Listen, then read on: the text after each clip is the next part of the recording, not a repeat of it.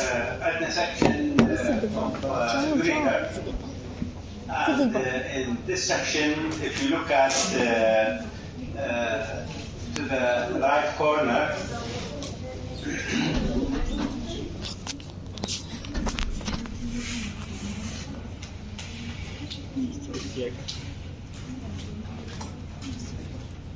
if you look at the right corner, we are just enlarging this area, and that's the area we are looking at. The characteristic feature of this section is the ureter. Urethra. The lumen looks like a Star shape. And the epithelial lining is transitional epithelium. And this transitional epithelium underneath is Muscular. the lamina propria. Lamina propria. And then we have, if you look at there, we have muscularis externa, or muscular layer, smooth muscle fibers arranged into two layers, inner longitudinal and outer circular. And then we have adventitia. So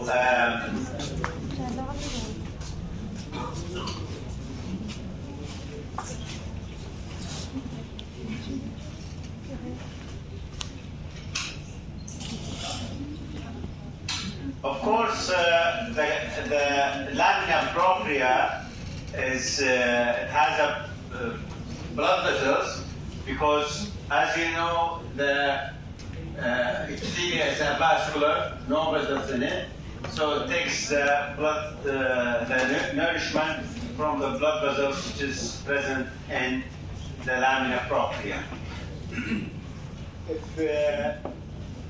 If you look at this section,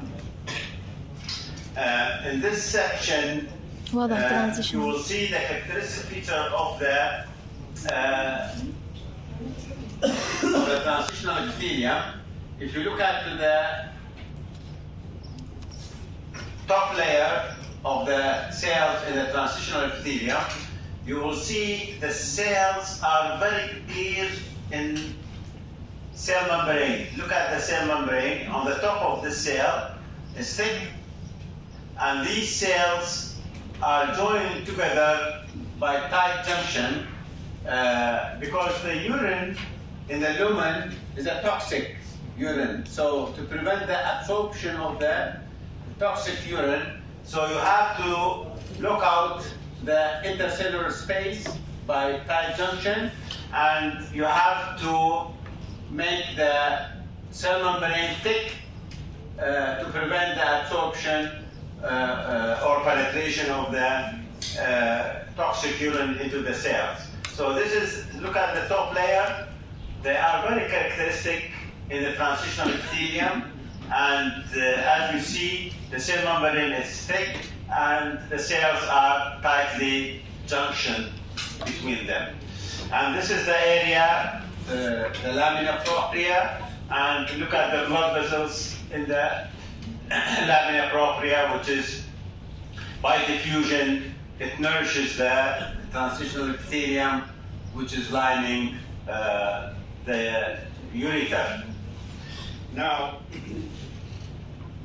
if you go to this section, it's taken from a microscope, and you know from your anatomy, the ureter, it comes to join the urinary bladder.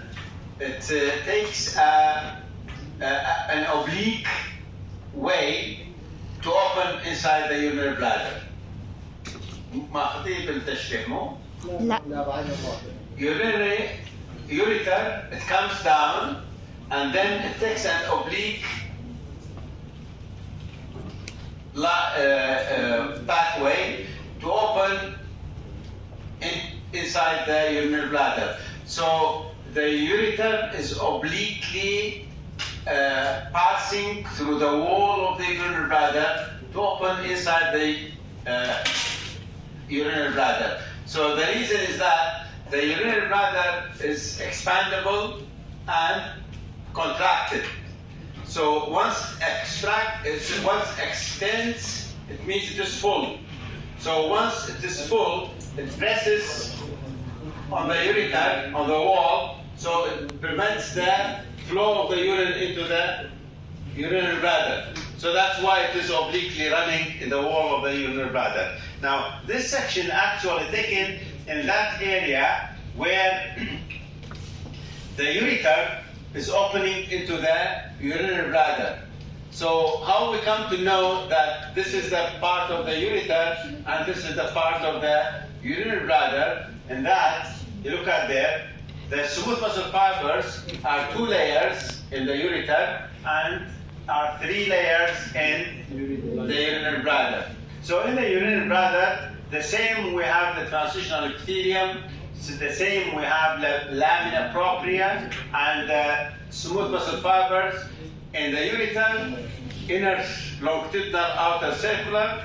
Now in the wall of the urinary bladder, is the middle layer is circular, while the inner and outer layer are longitudinally arranged smooth muscle fibers.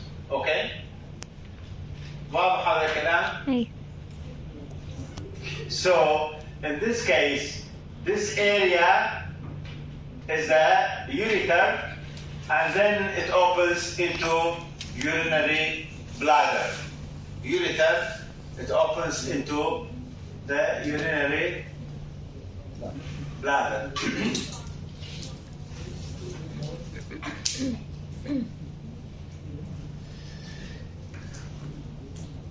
Again, the transitional epithelium, if you look at the transitional epithelium, just take this cell.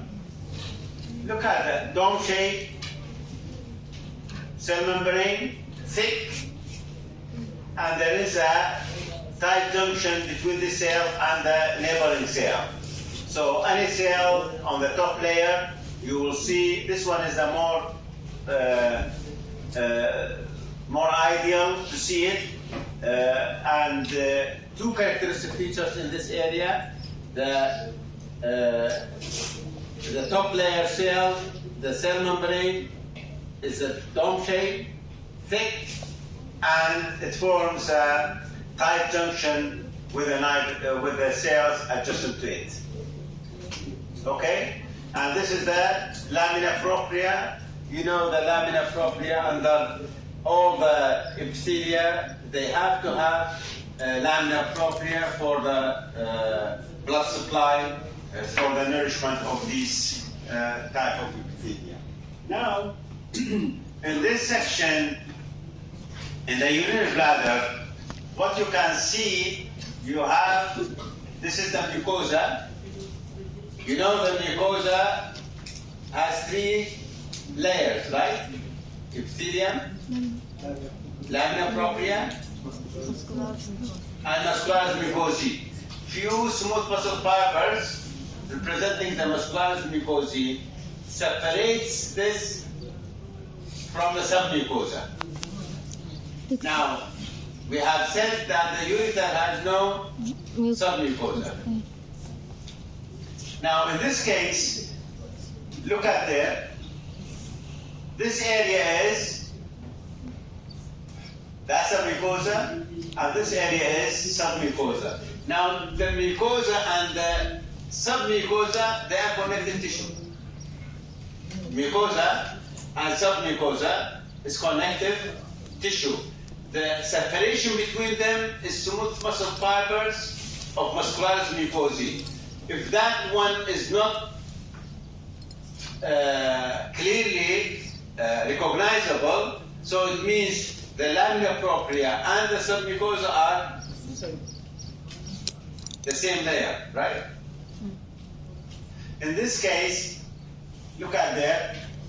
This is the submucosa, and this is the muscularis layer. Between the submucosa and mucosa in this area, there should be line of demarcation, line of separation between the mucosa and the submucosa. So don't get confused if we say the submucosa is not recognizable, because if there is no muscularis mucosae, it means the lamina propria and the submucosa are the same layer, connective tissue layer. Okay? And look at the thickness of smooth muscle fibers on the wall of the urinary bladder. It depends on the sectioning angle.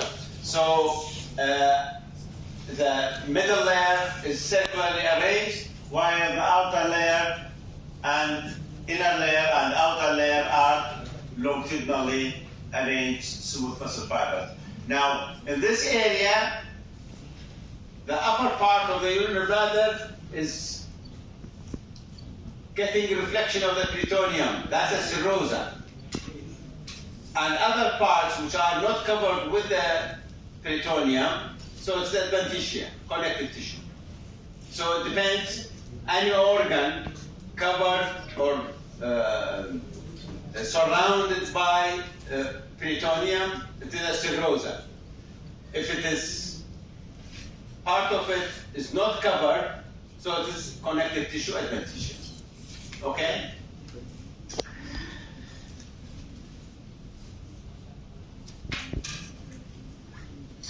This is a nice presentation. Look at there. The top layer, characteristically, the cells are dome-shaped, thick cell membrane, and if you look at these cells, they are tightly junctioned. Tightly junctioned. Now, this is the surface cells, very characteristic. And then, if you come down, you will see the connective tissue there, and connective tissue containing blood vessels. Containing blood vessels. And this muscularis area, look at some of the fibers are longitudinally arranged, and some of the fibers are circularly arranged. Tamam? Now, the circularly arranged,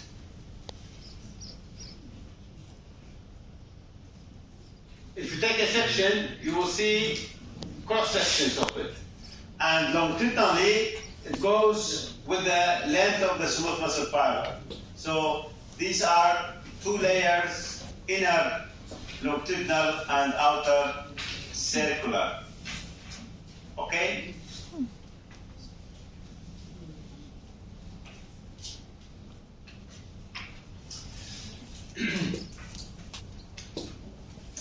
Again, we have lumen of the urinary bladder, and the epithelial lining is transitional epithelium. Look at there. And this is the lamina propria, and this is the smooth muscle. So in this section, there is no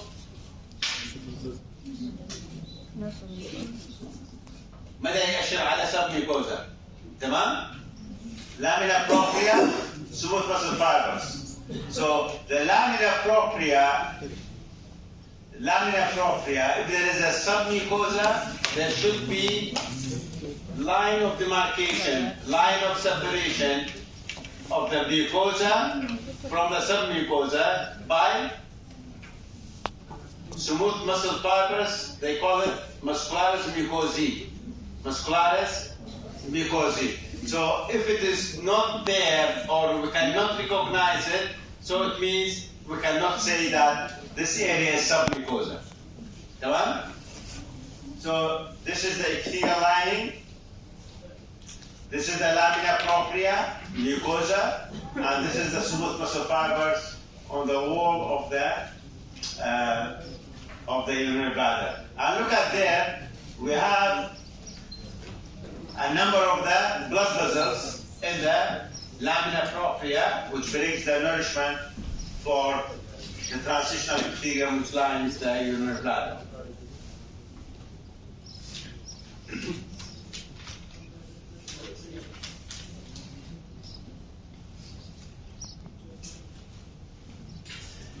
Now, this is a section taking from the cortex of the kidney.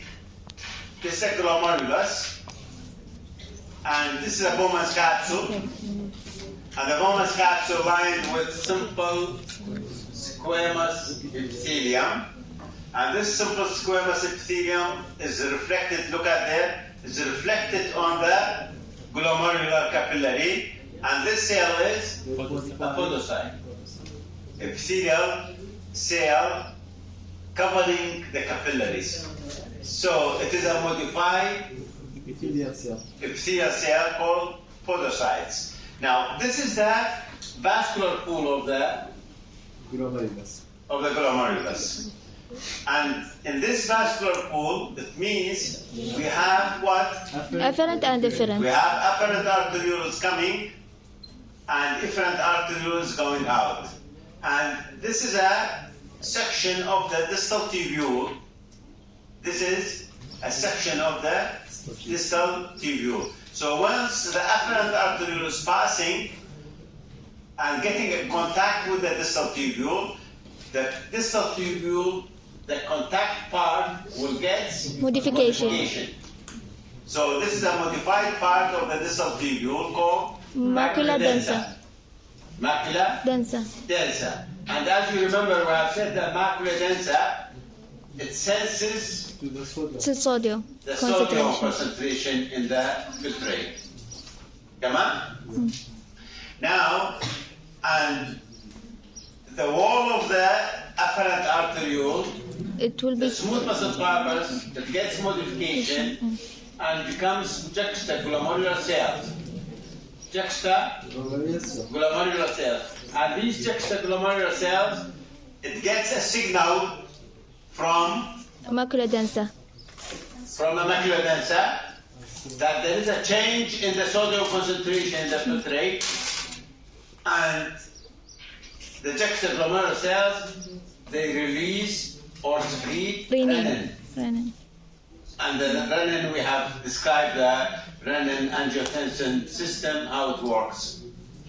Now, the third structure, شنو هذا الكلام؟ The third structure in this area is that mesangial that's an extra glomerular mesangial cells. Extra glomerular mesangial cells. And these extra glomerular mesangial cells also they get a signal of the change in the sodium. So these extra glomerular mesangial cells, they will they will pass the signal into the mesangial cells among the glomerular capillaries to constrict, to decrease the blood flow inside the glomerular capillary tract. So now we are talking about the juxtaglomerular apparatus. Juxtaglomerular apparatus. Macula densa, juxtaglomerular cells, and extraglomerular mesangial cells. Okay? واضح؟ واضح.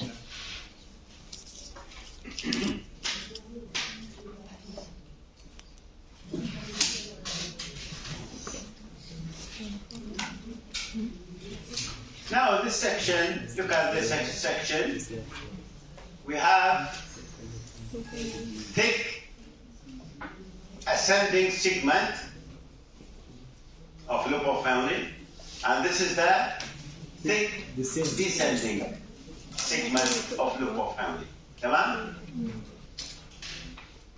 And that's the collecting duct. Now, if you compare this descending thick segment of loop of Henle, it looks like the proximal convoluted tubule. Almost, it has the same characteristic features of the proximal convoluted tubule. And if you look at to the thick ascending segment of the loop of Henle, it looks the distal convoluted tubule. تمام؟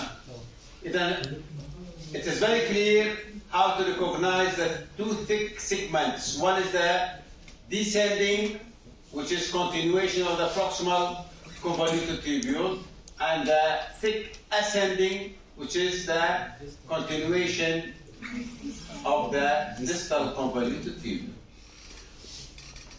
Okay? Yes. اثنيناتهم عندهم المايكروفيلاي البرش بوردر؟ شلون؟ البرش بوردر اثنيناتهم عندهم؟ لا البرش بوردر بالثيك descending is decreasing and ascending is not there. بالمنظم مكتوب يعني a few microvilli. Brush border is a dense macrovilli. It's not few macrovilli. Brush border يعني مثل فرشة. نعم. بس single macrovilli is not making a brush border. Brush border is a thick macrovilli on the apical aspect of the lining epithelium. Tamam? So, this is the thick descending and this is the thick ascending limb of Henle. So accordingly, you can recognize which one is which. Tamam?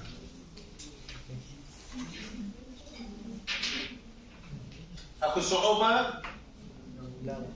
لا. سهل دكتور.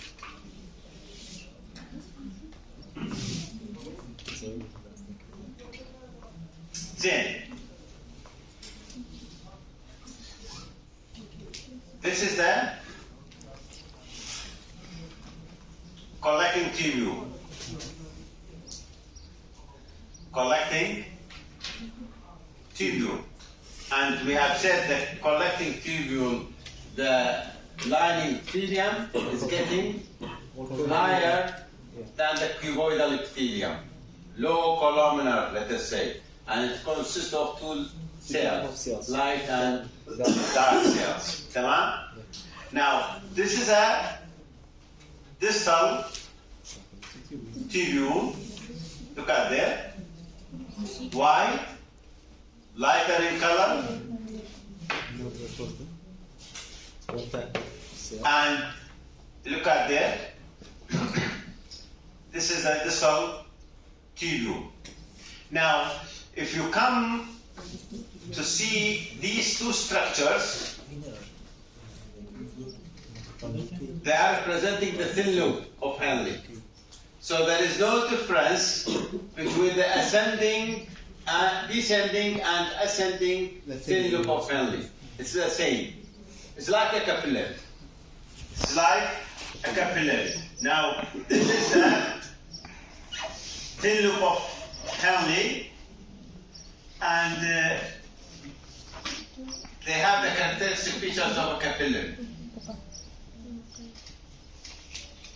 And this is the distal tubule, which is light in color.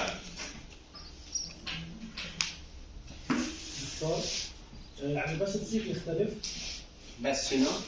بس السيك يختلف 6 فولت. إذا نعم. الثن both of them they are the same. Descending and ascending. It's like a capillary. بس descending thick is like proximal. Ascending thick is like distal.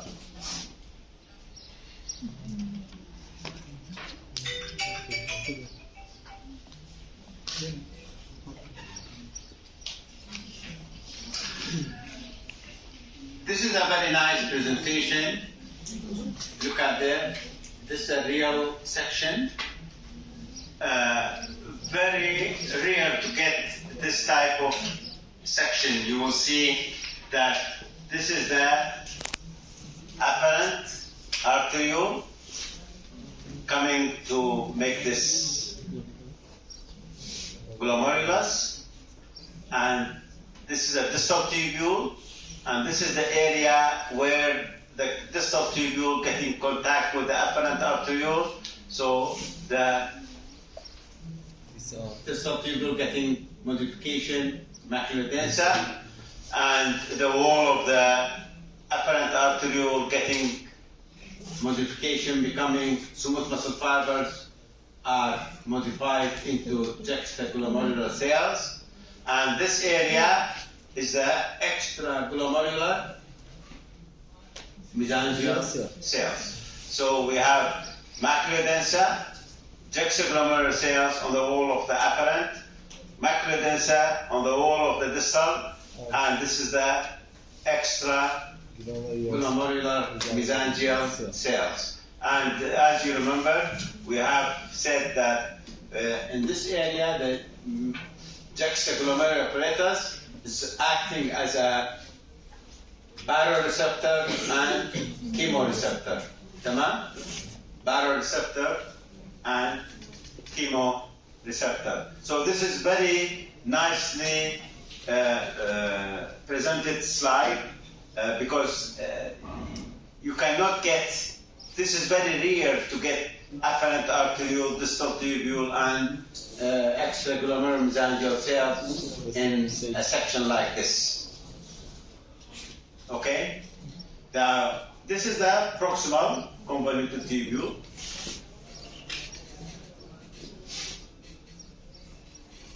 Look at there, this is the glomerular basement membrane. And this area is the urinary space, and this is the Bowman capsule. This is the Bowman's capsule. Sometimes, to see the vasculature of the organ, what they do, they inject dye, red dye, into the vascular system of the organ. So if you inject the renal artery with the dye, you will get all the vasculature of the kidney is getting like this. So this is a section in the cortex, which is injected with a red dye, subo. Now, what we can see, the blood vessels in the cortex, these are interlobular arteries. Tamam? These are interlobular arteries. Now, if you go to the area where the corticomedullary junction is there, so the artery is there, aquate artery. Tamam?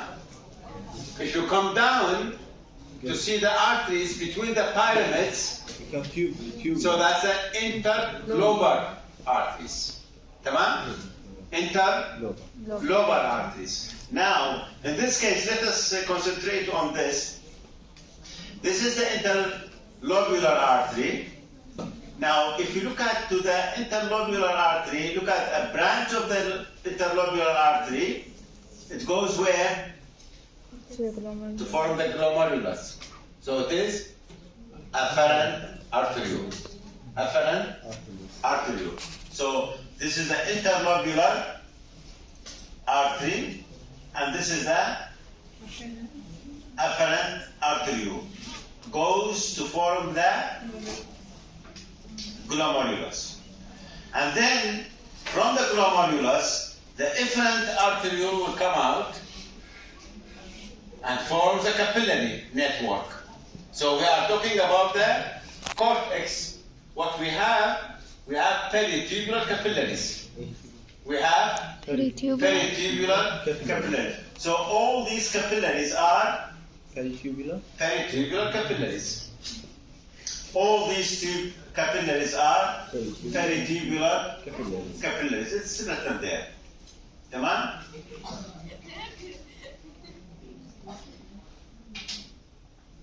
واضح؟ عفوا دكتور عندنا برزنتيشن مالت المازولري او الفاز عرفته؟ لا. لو بس لا مو بهذا السلايد، عندي حق سلايد ورينا اللوك او الفرق. لا ما بس هذا عندي. هي. هو ذاك راح يتميز بانه ما عنده الجلوميرولار سبيد بشكل واضح. بالمجرة نعم. إيه؟ نعم. هذا واضح انه the section is taken from the cortex of the kidney. So So, what we have seen in this slide, interlobular artery. Interlobular artery, it gives branch into glomerulus. That's the afferent arteriole. And different arteriole comes out and makes this peritubular capillaries. Peritubular capillaries. Now, كان المجموعة الأولى عندهم إشكال خلي إذا أقدر أروح على talking about the cortex, right? Yeah. So all these capillaries in this area, they are peritubular capillaries. Peritubular capillaries. Now, if you go down, you will see these are the Vasa recta. The same capillary. But if you are going to the medulla, so you will see, now, if you take a section from here, in the corticomedullary junction, let us say, you will get the peritubular capillary and vasa recta, right? Yeah. But both of them, they are capillaries. So it depends where we are talking about. يعتمد على وين بدنا نشرح الموضوع. إذا deep in the medulla, so the capillaries are peritubular capillaries. If it is there, both of them they are available. But if it is in the cortex, we are talking about the peritubular capillaries. دكتور بالديب عندنا فازا ركتا. Deep vasa. Yeah, deep part of the medulla. Okay. دكتور دكتور إذا أخذنا junction أو presentation between أو ذاك لا extramedullary junction ما راح نقدر نفرق بيناتهم؟ لا capillary. Capillary. So this glomerulus is corticomedullary glomerulus. That glomerulus is outer cortical glomerulus. So outer cortical glomerulus has short لوبو فينلي. lupofenly and it has no vasa recta. And the juxtamedullary glomerulus has a long lupofenly and has vasa recta.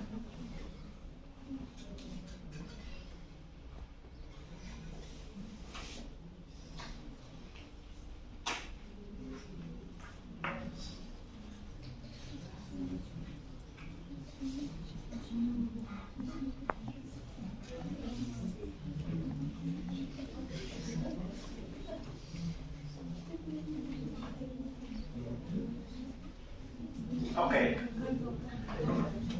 Now this is the vasa recta.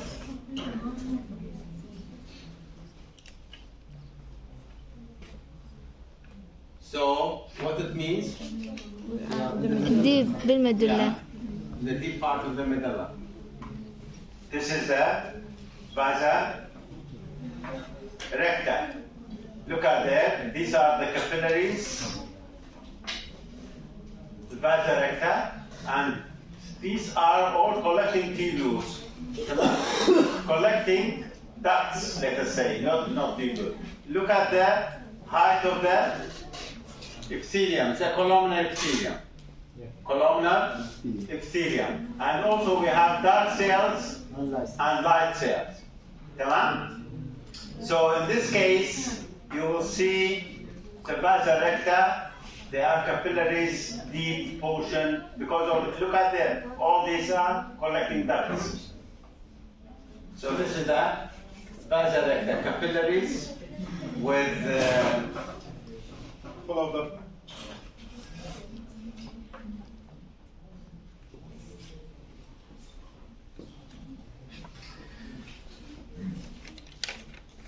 collecting ducts. These are thick segments, and these are vasa recta. thick segments like that. So it means these sections are taken from juxtamedullary glomerulus. Tamam? Juxtamedullary glomerulus. Now, if you look at these are like this, thick segment of loop of Henle. Now, because of the dark coloration of this, it is more likely, thick descending thick descending lymph of the Henle. تمام؟ لأنه ماخذ صبغ أكثر.